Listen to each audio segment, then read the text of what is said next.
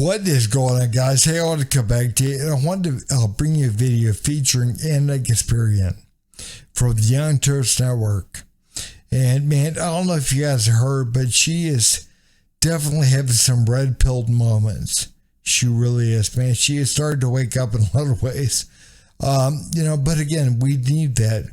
We need people, again, we got to save this country, man. We need people to start seeing, again, what is going on. People like Anna, who definitely was kind of blind to this for so many years, is starting to see what's happening. And we need to encourage that. But hey, guys, if you would, please like, subscribe, and leave a comment down below. Thanks. Right? Like, if we're going to be critical of disinformation we see happening in various videos and that are produced by other people, we should at least look inward a little bit and make sure that we're doing our due diligence. Yeah, it's interesting you were saying how with the media, a lot of the misinformation comes from, like, they leave stuff out. And that's been my experience too, is just this intentional leaving out of key information, or they'll, like, the headline or the subsection will kind of frame something in a very specific way. So even when you get to, like, kind of the contradictory information, your mind is already, like, made up by that point, so it doesn't matter. And so it leads to this kind of effect where, like, once a person once that story hits that, like you or me or anyone, because I kind of went through the same experience, where, like, once something hits me in a specific way, like, it's like I'm free of the matrix. Suddenly I'm starting to see, like, things a little bit differently. All the dominoes kind of start to fall, and I say, oh wait, I start to see, like, where all the misinformation is coming from. Was the Rittenhouse thing, like, was that, like, the key moment, or was there something else that kind of, like, made you shift your thinking? So that was one of the pivotal moments, but honestly, I would say everything for me started when I started getting gaslit on the crime wave. And it's really interesting to talk about these various political issues in the abstract.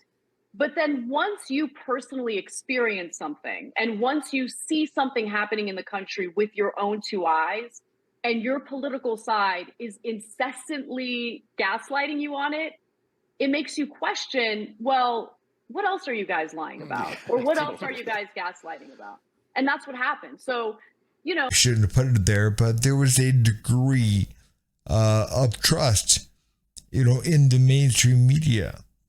And I got to be honest with you, after the whole Trump presidency and situation and everything, and again, knowing that I was misled, with the stuff like the very fine people on both sides and everything, that I was purposely misled.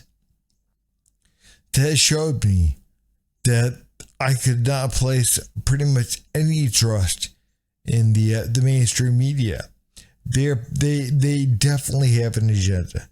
They definitely are pushing certain narratives, and they're leaving things out.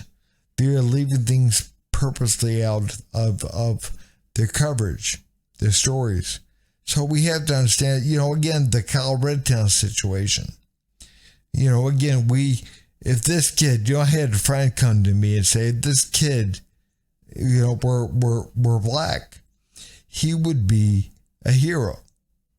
Again, they're pushing this narrative of white supremacy, Proud Boys, everything else. So, and again, they don't care who or what they use to push it. They don't care if they destroy the life of this, this young kid.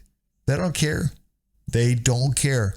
And again, that is, and then you have people like LeBron James and other folks, man, saying again that this kid is, he's some kind of hateful person, the White House. What, again, we have got to be honest, there is a particular agenda coming from that side. And again, man, these are the same folks that will, that will stand behind a criminal if he's black, just because he's black.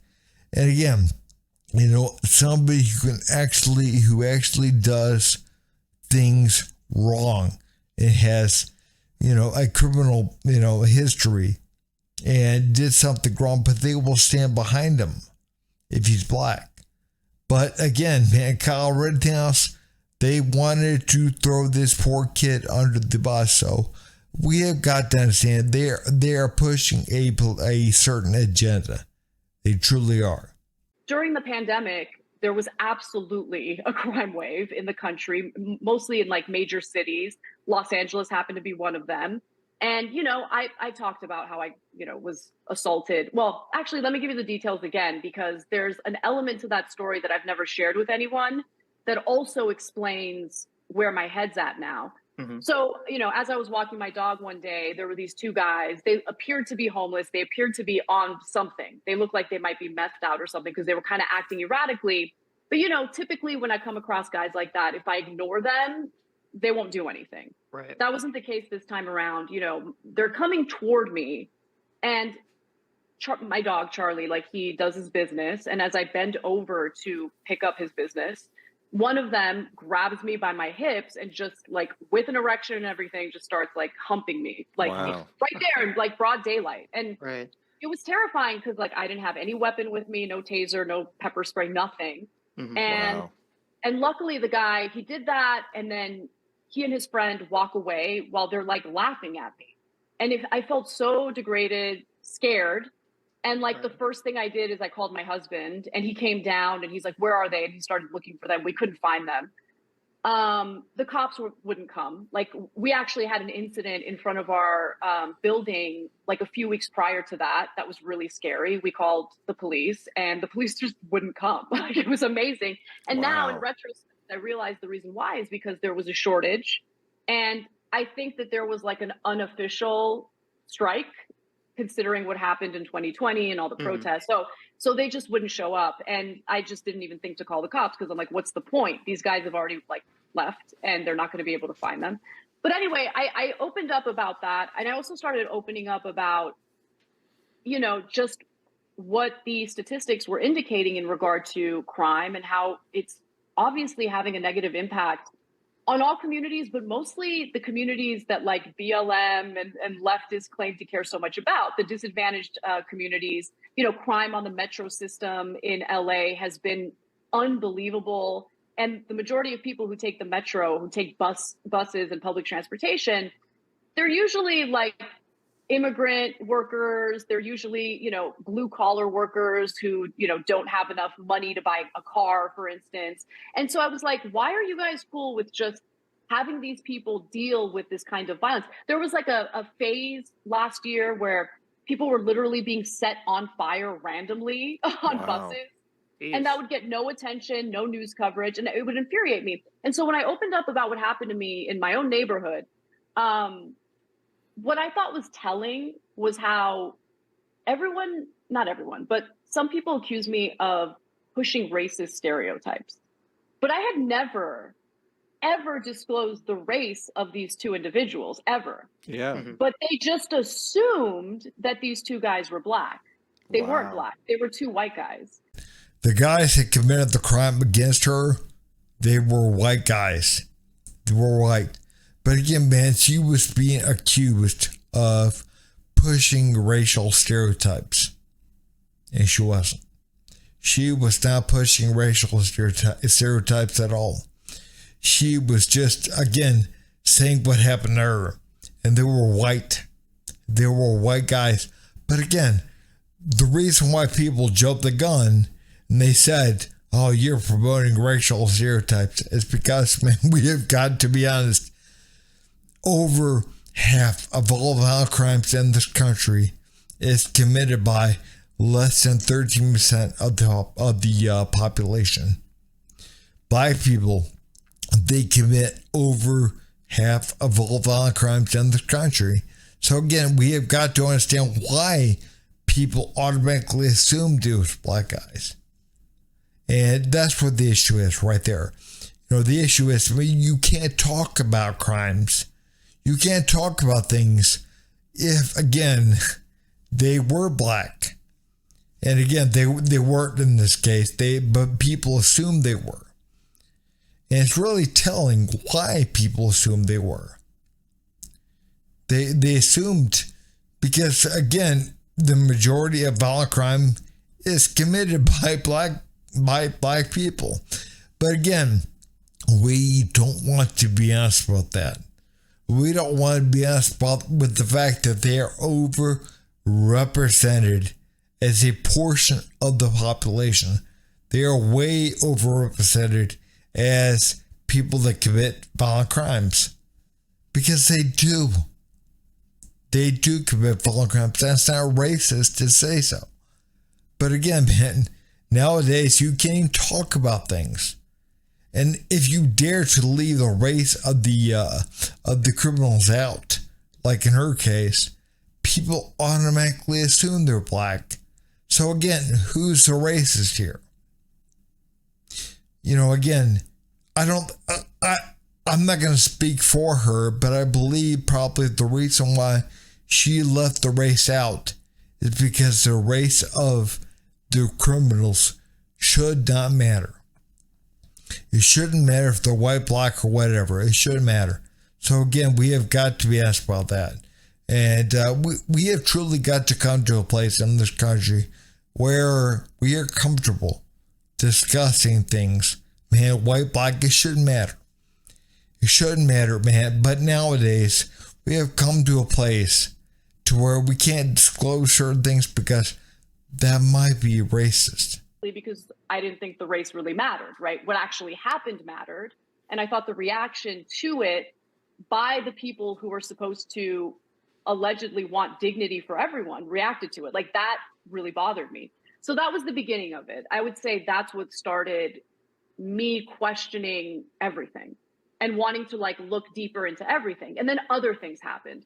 So the misrepresentation of what was happening to Asian Americans. So there would be all these videos of Asian Americans getting sucker punched or hit over the head with, you know, whatever.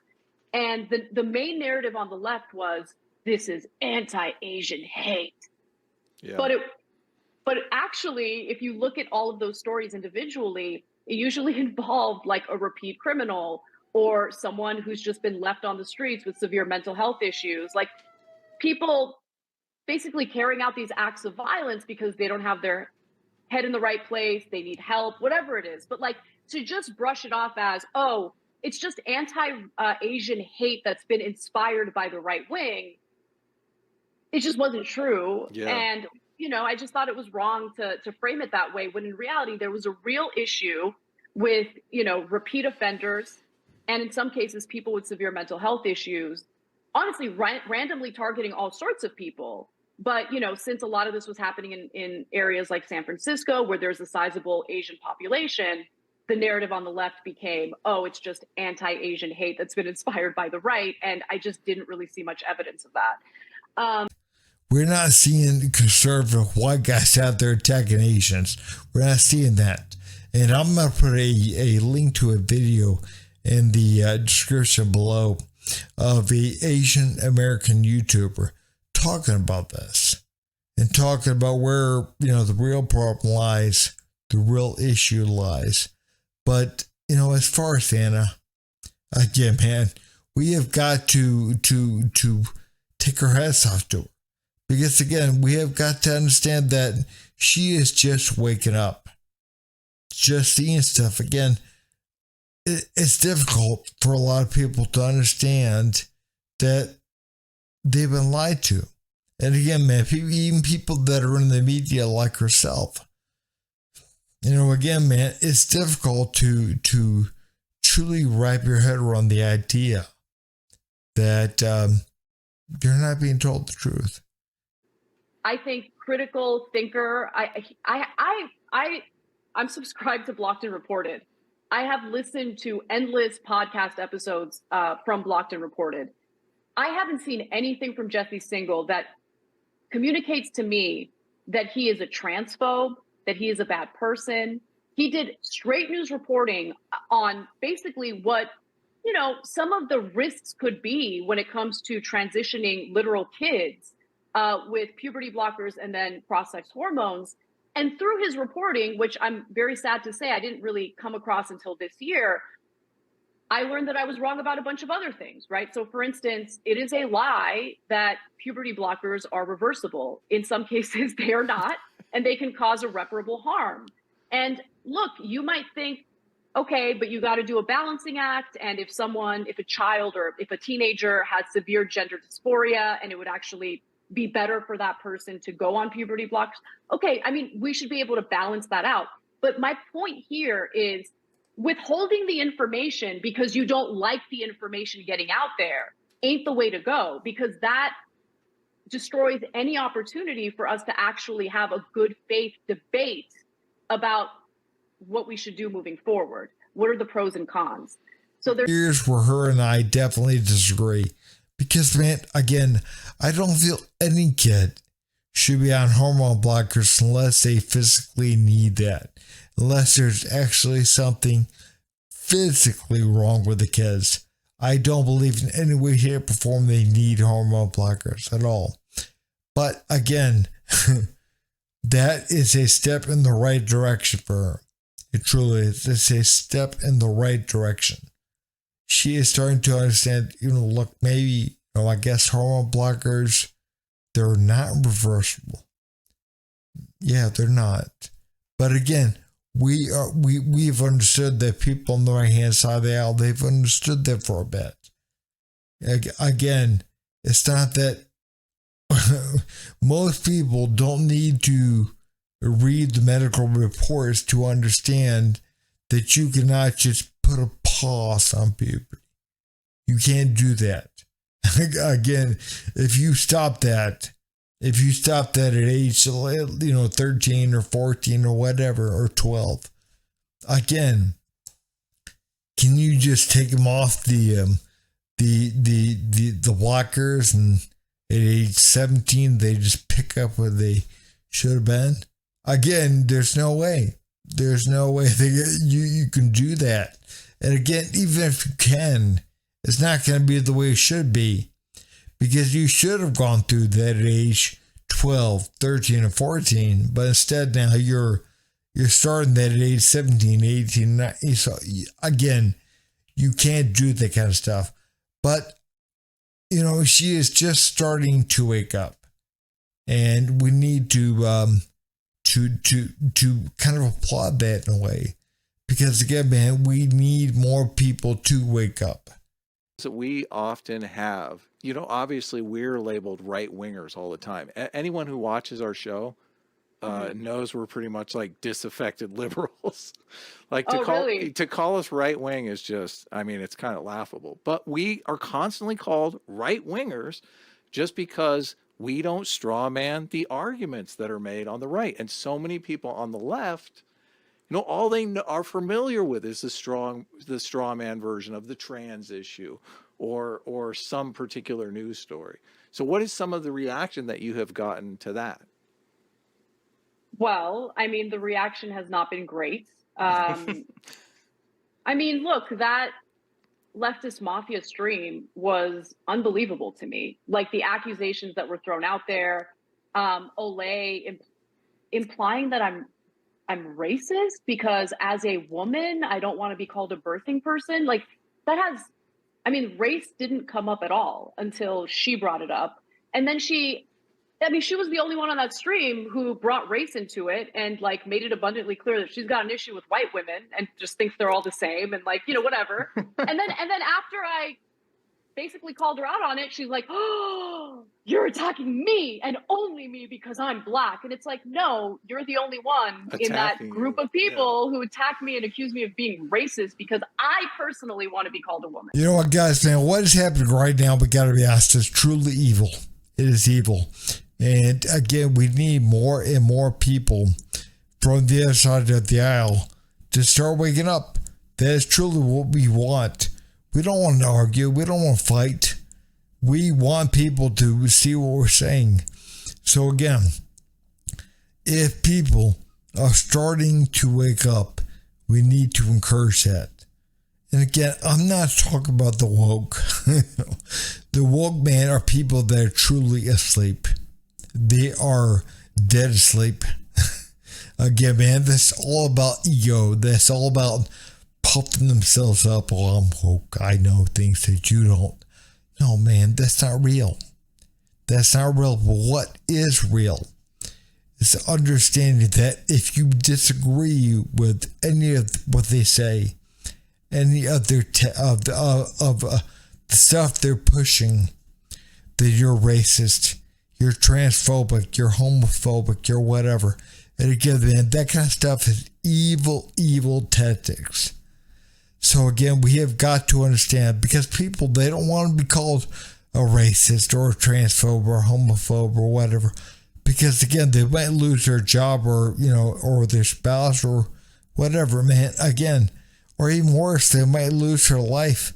So we understand you, again, they want to label you as some hateful rhetoric, some hateful label they want to place on you if you don't agree with them. And again, man, we have got to understand that kind of stuff is dangerous. It truly is. And again, man, we saw with Anna.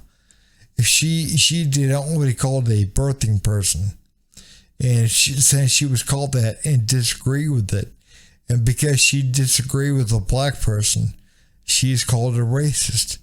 And again, man, that kind of stuff right there is exactly what they do. And she is starting to wake up to that fact, and we need to welcome that. We need to applaud that. We really do. But hey guys, if you would, please like, subscribe, and leave a comment down below. Thanks.